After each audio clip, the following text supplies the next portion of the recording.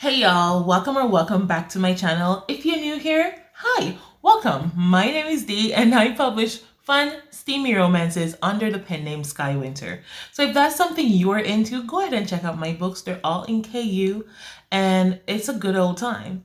So if you're not new here, welcome back to the party. Today is episode 3 of Tropey Tuesdays and it's gonna be a fun one. Right, we'll be covering the topic of unrequited love. That's a trope we'll be doing a deep dive in.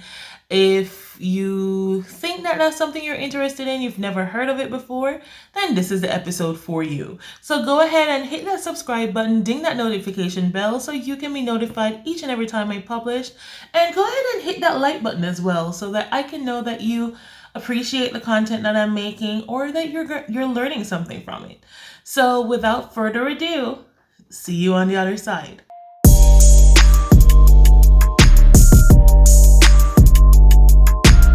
Okay, welcome back, y'all. Again, we'll be covering Unrequited Love today. That's the third trope in our Tropey Tuesdays deep dives. Now, if you see me looking down as per usual, it's because my computer is down there. I have notes, I have the examples, and stuff that we're going to be diving in. All right, so unrequited love. Do you know what unrequited love means? I mean, everyone knows unrequited, right? The word itself means not reciprocated, right? So as you can imagine, unrequited love is essentially where one character has been in love with the other character for a really long time, but the other one doesn't have the same feelings or isn't showing the same feelings, right? Now, this trope on its own can be masterful, and I'll show you how in the examples that I've prepared. But if you are writing romance and you want to add tension, like this trope instantly amplifies the tension whenever your characters are around each other. Now, I've seen this done in a variety of ways.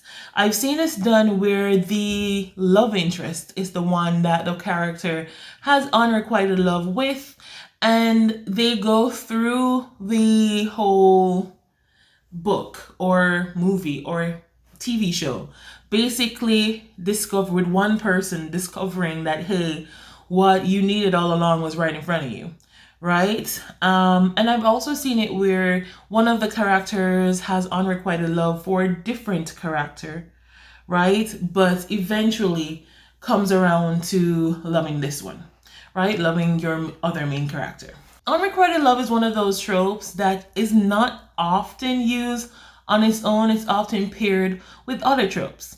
So let's dive into some of the tropes that unrequited love can be used with to amplify the state of unrequited love, right?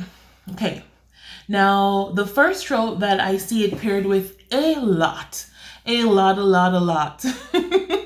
is brother's best friend. Now, this is often where the younger sibling has always been around their brother's best friend or sister's best friend or sibling best friend. Let's be inclusive here. And essentially, because it happens to everyone. It's not just females, it happens to males too. And it's like anyone can fall in love with someone else. And oftentimes it's not reciprocated. And a lot of these times it's with your bigger sibling's friend, right? Because they see you as a little sister or a little brother or, just a little brat that's always around. They're not looking at you when they think of love interest. So oftentimes we see that the younger sibling has a crush on the older one, and it's not reciprocated because sometimes it's unrealistic. Sometimes it's just that they've spent so long looking at you as a sibling that they aren't really seeing or feeling the vibes that you're getting, right?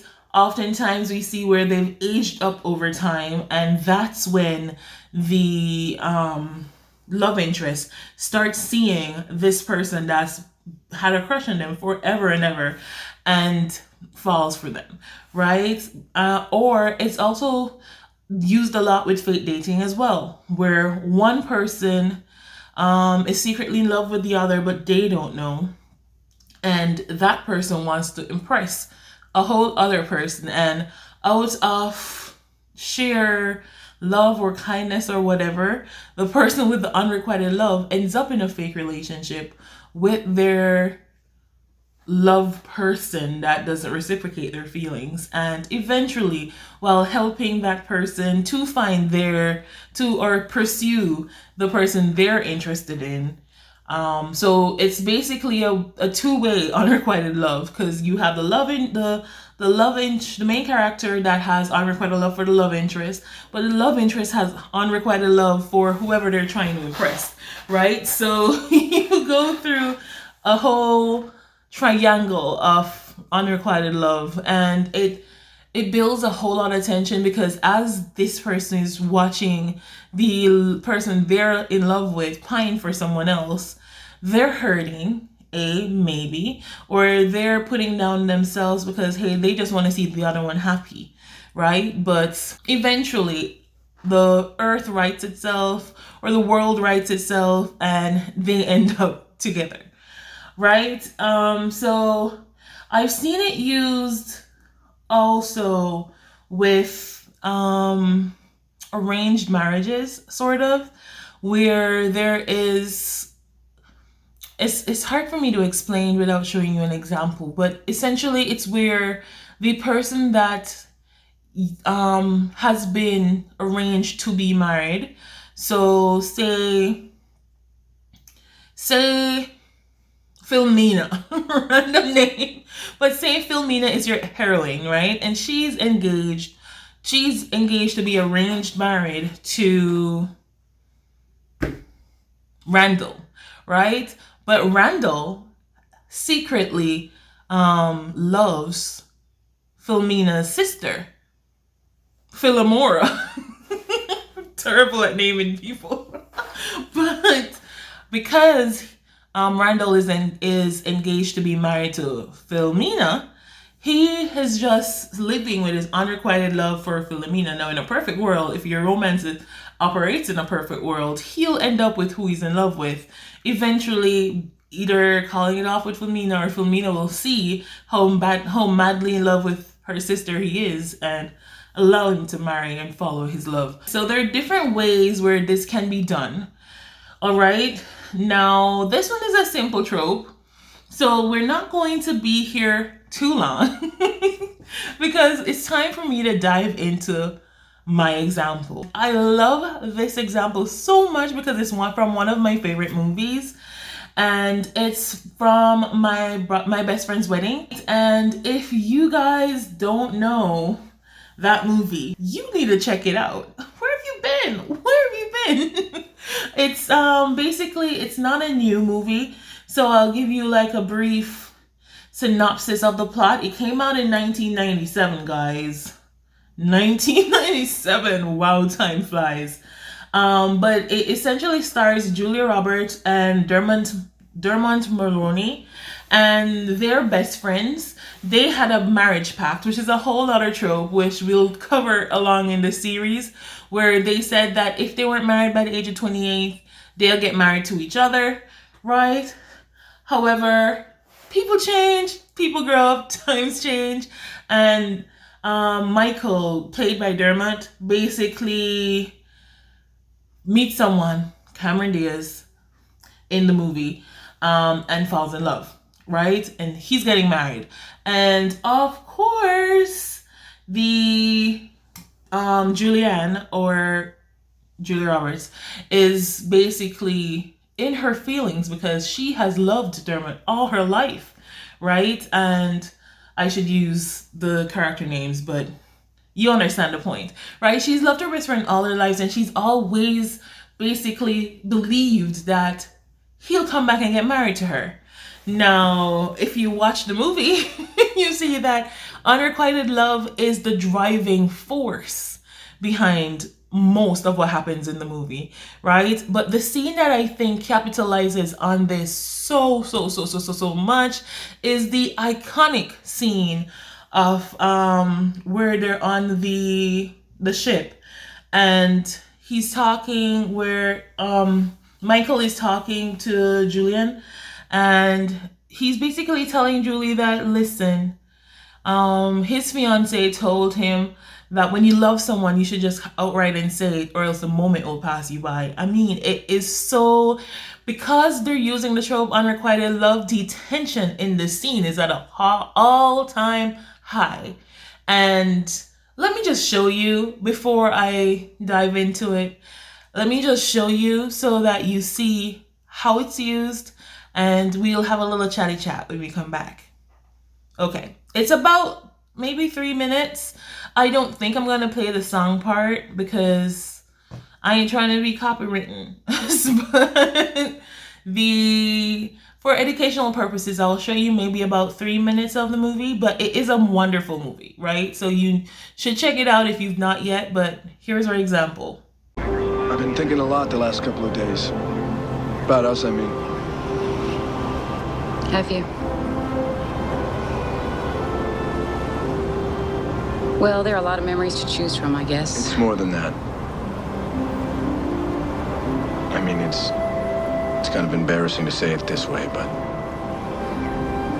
you've sort of been, you know, the woman in my life. You've been the man in mine. And I was thinking this could be our last time alone, together, you know. Except for that hot affair we'll have twice a year. Except for that.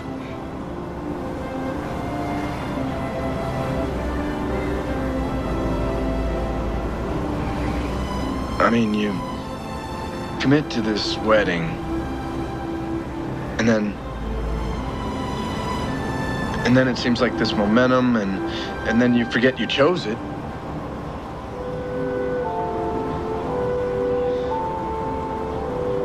You and I didn't, I mean, in our relationships with other people, we didn't use the word love a lot, did we? Kimmy says if you love someone, you say it. You say it right then, out loud.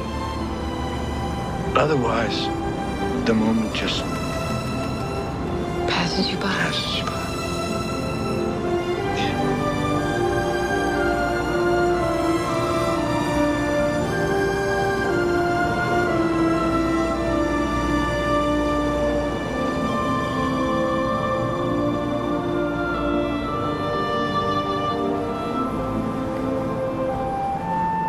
We've just seen that example from My Best Friend's Wedding.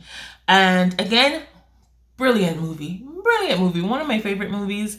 If you love romance movies, and like romance movies done right, like, I don't know, the movies are changing recently, but back in the day, 1997, the movies they just hit different.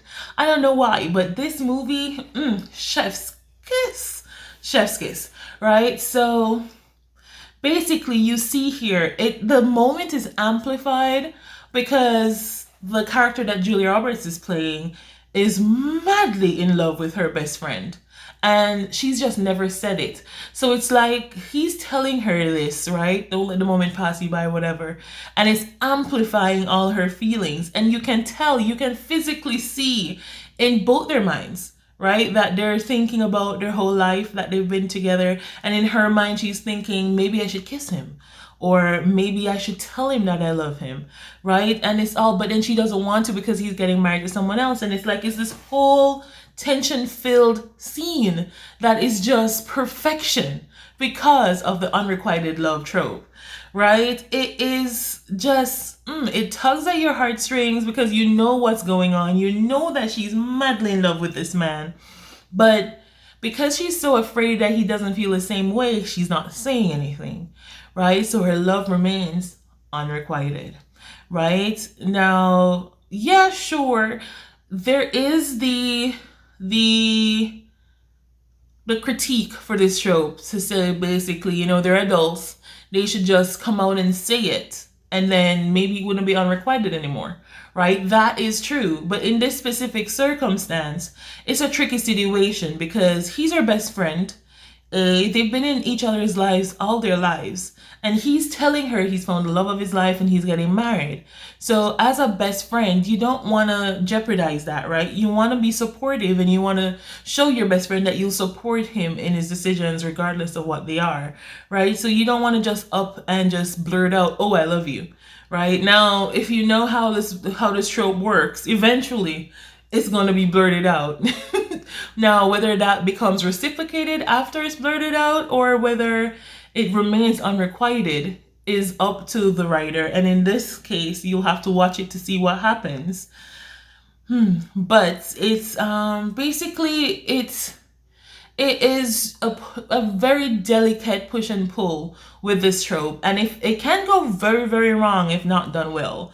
So you want to make sure that you're being mindful of there are circumstances avoiding, or so you want to be mindful when using this trope that there are in fact circumstances that are stopping the person with the unrequited love from confessing their feelings, right? Or else it's just going to come off like you're being dumb. Why not just talk about it? Chances are you're an adult, so what's going on here, right? So you want to ensure that the circumstances surrounded are so damning. This one here, the best friend that she has unrequited love for is getting married, right, to someone else. Now, that's a big tug and pull, push and pull. You don't want to just outright say, "Hey, I'm in love with this person. I'm in love with you," and then ruining a whole wedding, especially if they don't feel the same way at the end of the day. So it's that sticky situation, right? Maybe the person that you have unrequited love with is from a whole rival faction, right? So you don't want to going and confessing your love for that person may involve you dying, right? It can be the stakes needs to be high, right? Something has to be stopping this person from divulging that they're in love. The classics did this repeatedly. This trope was a very, very popular trope in most of the classics, and I found this amazing blog post from the Vince review that basically dives into a bunch of the characters that we love from the classics that had unrequited love. I won't go into all of them because I'll link the blog post below so that you can check it out for yourself. Now, some of the classics or some of the popular books that I'm sure we've all heard about, even if we've never really read, right? If you're not a classics type reader, right? We saw Unrequited Love in The Great Gatsby. We saw Unrequited Love in one of my favorites, Sense and Sensibility by Jane Austen. This one is not a classic, but it's a recent book. If you're looking for a recent rec, it's a Colleen Hoover book. It's called Ugly Love, right? So if you are looking for something more in recent times, you can check out that one. There is also The Spanish Love Deception by Elena, I may be butchering her name, but I think it's pronounced Armas, Elena Armas. I'll link all these books down below. I'm also putting the covers on the screen here, or here, whichever side, okay, so that you can see these books when I'm mentioning them. But yeah, it's a really big list of books that you can go ahead and check out if you'd like to see it done in books. If you'd like to see it done really, really well, then you can check out My Best Friend's Wedding. And yeah, it's a trope, a good trope to look into. If you're diving into tropes, as I said, it builds a lot of tension when done right. And you just gotta make sure that there are believable stakes or some believable reason why this person has not yet confessed their love for the other person. All right, and I think I'm gonna end it here. This has been our deep dive in the Unrequited Love trope. Again, this is episode 3 of Tropey Tuesdays. If you're loving this series, go ahead and hit that like button so I know that you're getting value from this series and you like what I've been doing, right? Let me know below in the comments if you've used this trope. Did I miss anything about this trope that you think we should discuss? Let me know down in the comments below. Let's start a discussion. Let's help each other out. Also, let's think. I think that's it. So go ahead and subscribe to the channel. These videos will be coming out every Tuesday. It's Tropey Tuesdays. You all wanted it back. It's here. So be on the lookout for that every Tuesday. Ding that notification bell so you can know when the video goes live. I still do promise and plan to do those Am I the Asshole videos. They just have not been recorded yet. I'm also under some deadline because I want to do a relaunch of Sky Winter books in the next quarter. So I am working in the next month, not quarter. Oh, time. The concept of time with me is just it's not my thing, right? But next month for the summer, we're doing a summer release, summer re-release, relaunch, whatever the word is, of the Sky Winter brand. So I'm busy at work with that. I have deadlines, guys. So I'm gonna call it here and I'm gonna go. Make sure you take care of yourself, hydrate, save your work, keep on writing, get out of your head. Talking to myself. You can't edit a book that's not been written, so write some more. And then change all the things that needs to be changed in edits, all right? Advice for the day. Remember that, keep it in your head. I'm gonna go. Bye, guys.